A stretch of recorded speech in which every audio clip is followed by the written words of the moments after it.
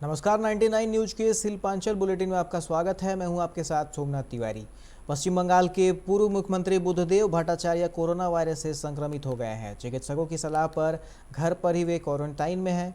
स्वास्थ्य विभाग के सूत्रों ने बताया कि 77 वर्षीय बुद्धदेव भट्टाचार्य की पत्नी मीरा भी कोरोना वायरस से संक्रमित है और उन्हें मंगलवार की शाम को शहर के एक अस्पताल में भर्ती कराया गया था।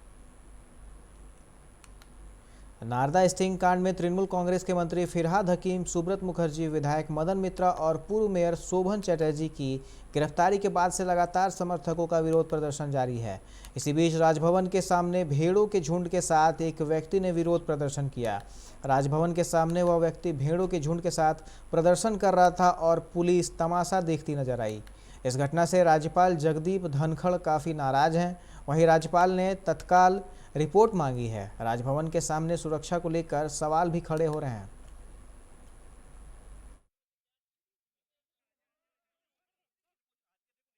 এই সময় আমরা কেন কি করে নিয়ে আসবো আমরা কি করে তো কেন এই প্রতিবাদ আপনাদের এই ভেড়া নিয়ে? প্রতিবাদ হচ্ছে যেখানে ভেড়ার জায়গা সেখানেই তো ভেড়া আনতে হবে। তাছাড়া ভেড়া আমি কি করে অন্য জায়গায় কেন নিয়ে যাবো? স্লোগানটা কি? স্লোগান হচ্ছে রাজ্য পাল্লা ভেড়ার পাল, এটাই স্লোগান।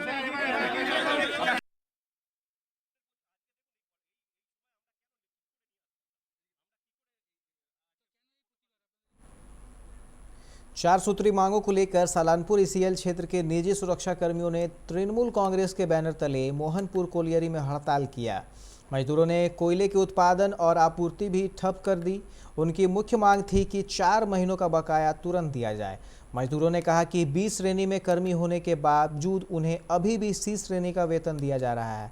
स्थानीय तौर पर उन्हें ड्यूटी दिया जाए। करीब 3 घंटे तक कोलियरी का कार्य बाधित रहा। सालानपुर ईसीएल क्षेत्र के सुरक्षा प्रभारी दिलीप प्रसाद ने प्रदर्शनकारियों से बात कर समस्याओं को समाधान करने का आश्वासन दिया। फार्स्ट হচ্ছে আমাদের 2018 জুলাই থেকে 2020 নভেম্বর পর্যন্ত বি ক্যাটাগরির এলিজিবল হয়েও আমাদেরকে সি ক্যাটাগরির পেমেন্ট দিয়েছে। তার জন্য একটা হিউজ পরিমাণ আমাদের ডিফারেন্স মানে এরিয়ার বাকি আছে, সেটা টিল টুডে দিচ্ছে না। এক নম্বর। 2 নম্বর হচ্ছে এখন আমরা 4 মাস গোয়িং অন, মানে 3 মাস কমপ্লিট হলে এই 4th মাসের আজ 19 তারিখ পর্যন্ত আমরা পেমেন্ট পাইনি এবং এখন পেমেন্টের জন্য করতে গেলে ওরা বলছে বি ক্যাটাগরি নয়। रानीगंज के वस्त्र व्यवसायी संचित खेतान ने एनएसबी रोड के निकट जरूरतमंदों के बीच मास्क का वितरण किया। संचित खेतान ने लोगों से सभी दिशा निर्देशों का पालन करने का अपील किया। उन्होंने कहा कि सरकार ने कोरोना की रोकथाम के लिए जो लॉकडाउन लगाया है उसका कड़ाई से पालन करें और बिना जरूरत घर से बाहर ना निकलें।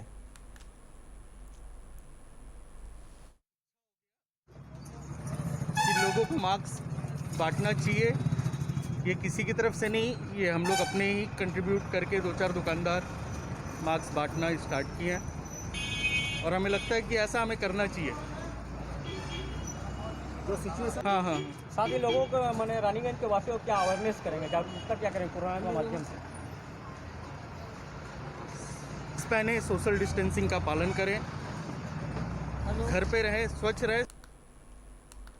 आसनसोल के पूर्व सांसद वंशगोपाल चौधरी ने सांसद रहते वक्त अपनी सांसद निधि से जामुड़िया मारवाड़ी युवा मंच को एक एम्बुलेंस दिया था, मगर स्थानीय लोगों का कहना है कि पिछले 2 साल से यह एम्बुलेंस बंद पड़ा है। ऐसे में मायूम को इन एम्बुलेंसों को चलाने में असमर्थ देकर ग्रामीण इसे आज लेने पहुंचे।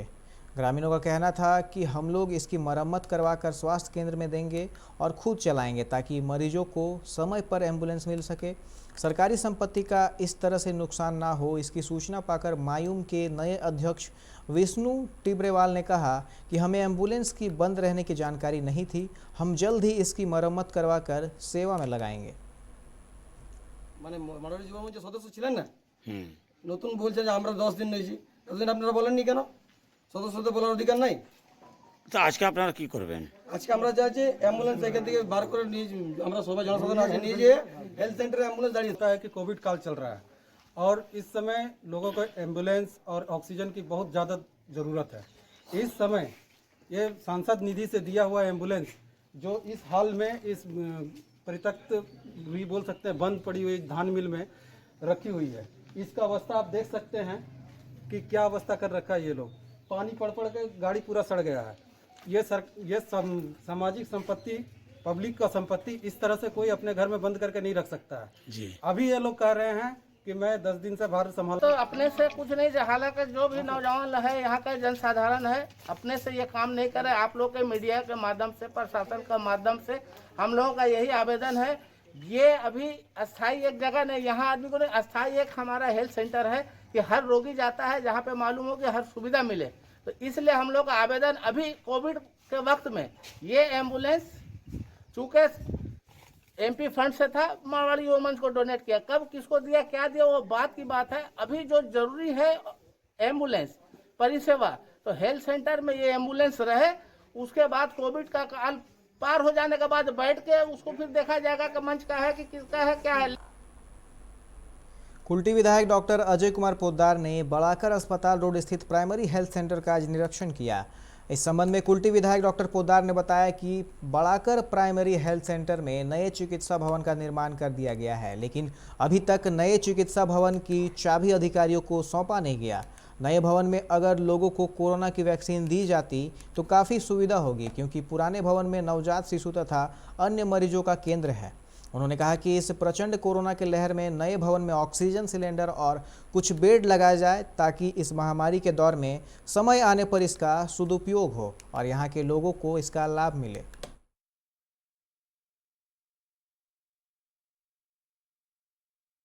প্রাইমারি হেলথ সেন্টারে যে নতুন বিল্ডিং এদেরকে করা দিয়েছে, কিন্তু তার চাবি তাকে হ্যান্ডওভার অবধি করা হয়। ওখানে যদি ভ্যাকসিনেশন হতো তো একটা বিশাল বিরাট সুবিধা হতো। এই করোনার সময় ওখানে একটা অক্সিজেন রাখার ব্যবস্থা, একটা দুটো চারটা বেডের ব্যবস্থা করা হতো, খুব ভালো হতো। কিন্তু বিল্ডিং করে রেখে দিয়েছে, তার কোনো সুখ সুবিধা এখন অবধি মানুষ পায়নি। তার চাবিও এখন ডিপার্টমেন্টকে হ্যান্ডওভার করা হয়।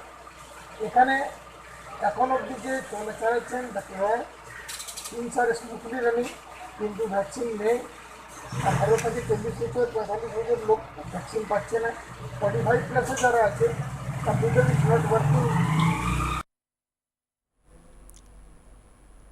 लॉकडाउन के कारण लोगों के समक्ष उत्पन्न हुई तंगी को देखते हुए बांकुड़ा के एसीपी गणेश विश्वास ने कोतलपुर थाना के प्रभारी मानस चटर्जी के साथ लेकर इलाके के 21 लोगों को दोपहर का खाना खिलाया।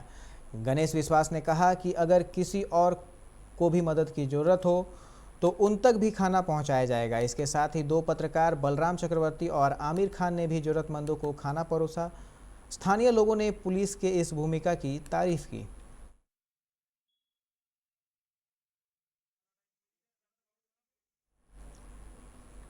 नितुरिया के सोदपुर एरिया के पारबेलिया कॉलियरी के न्यू कॉलोनी में जहां विस्फोट के बाद जमीन पर दरार आई थी, वहां आज कोलियरी प्रबंधन की ओर से खुदाई करवाई गई। इस दौरान कोलियरी प्रबंधक आनंद प्रकाश, केएमसी नेता संजय यादव समेत कई लोग मौजूद रहे। केएमसी के संजय यादव ने बताया कि प्रबंधन ने दरार वाली जगह के कुछ नीचे तक खुदाई करवाकर स्थिति का जायजा लिया, उसी के आधार पर आगे की कार्रवाई की जाएगी।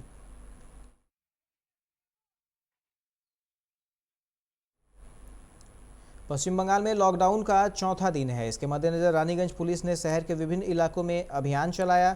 इस दौरान तय समय के बाद भी बाहर घूम रहे लोगों को चेतावनी देकर वापस भेज दिया। साथ ही दुकानों को भी निर्धारित समय तक ही खोलने का आदेश दिया।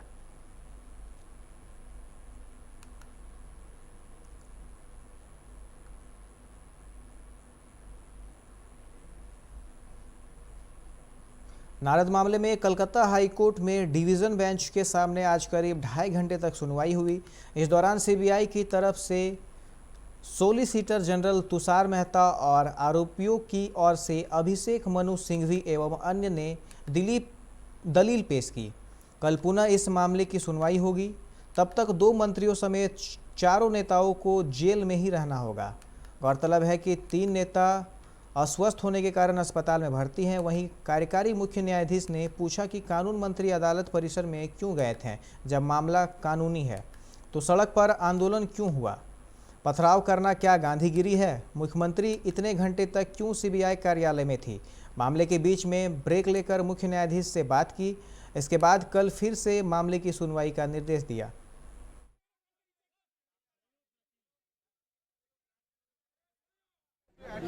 যাতে জামিন পাই সেই অ্যাপ্লিকেশনটা ডিসপোজ করা হয়।